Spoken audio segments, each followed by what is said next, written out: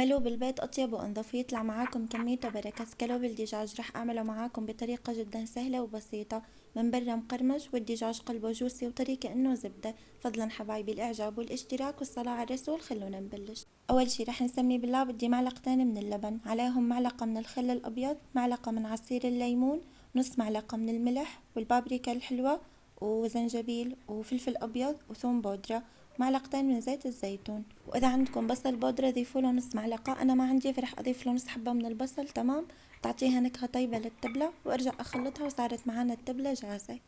وهون عندي كيلو من شرحات الدجاج مقطعين شرحات رفيعة بهذا الشكل، طبعا مغسولين ومنظفين على التمام. وهون باستخدام الشوكة رح ابلش اعمل ثقوب بالدجاج مثل هذا الصيني اللي نشوفه على النت. ما رح اضربه بالمطرقة لانه انا اساسا مقطعته شرائح رفيعة. وهون رح ابلش اخلط الدجاج بالتتبيلة ورح اتركه منقوع بالتبلة من ساعة ل4 ساعات. ولنحضر الخليط يلي رح نغمس بيه الشرحات، رح اضيف حبتين من البيض وعليهم معلقتين من الحليب وشوي من الفلفل الابيض واخفقهم ببعض. اول شي رح انزل الشرحات بالطحين. تمام، ورح اغلف الشرحات بالطحين بشكل جيد. تمام، اضغط عليهم بهاي الطريقة، بعدين انفضهم من الطحين.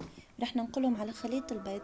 رح اغلف شرحة الدجاج بالبيض تمام على الوجهين. واهم شي نتأكد انه شرحة الدجاج تغلفت بخليط البيض بشكل جيد. تمام، بعدين رح انشفها شوية من سوائل البيض، بعدين رح انقلها على البقسماط يلي هو ناعم الكعك. واذا مو متوفر عندكم البقسماط تقدروا تطحنوا شوي من الخبز اليابس. تمام، ويطلع معاكم نفس النتيجة. انا احيانا اذا اكون مقطوعة من البقسماط فاستخدم الخبز اليابس بس اطحنه بمحضرة الطعام. بعدين رح انفضها من البقسماط وادخلهم على الفريزر نص ساعة قبل القلي. طبعا اذا حابين فتقدروا تفرزوها بالفريزر، وامتى ما حبيتوا تطلعوها وتقلوها.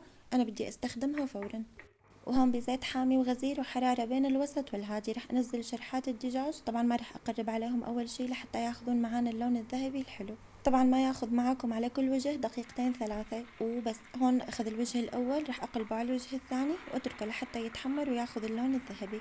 شوفوا بسم الله ما شاء الله صار جاهز. شوفوا تبارك الرحمن على هاللون الحلو. والله جربوه بنات، جدا طيب. واذا مشان الصيام او انه شغله وتعب فجهزوه بالليل قبل الاذان بنص ساعة، تفوتوا تقلوه وجنبه صحن من البطاطا. طعمته خيالية. جربوه بطريقتي رح تحبوه. اكتبوا لي رأيكم. بالعافية يا رب.